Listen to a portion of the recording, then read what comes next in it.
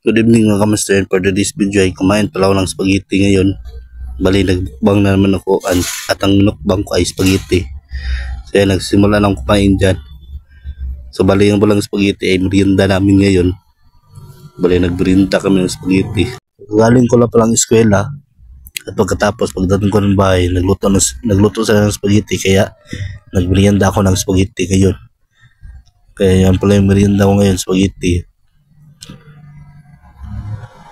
So, ang hinalo lang pala dito ay corn beef at hotdog. So, yun lang yung nilagay na halo sa pasta at sauce. So, hindi namin siya hinaluan ng karne. Kadalasan kasi, yung spaghetti ay hinaluan talaga yun ng karne. So, madali lang muna yung video ko, 1 minute lang. So, hanggang dito na lang yung video ko. Salamat and God bless.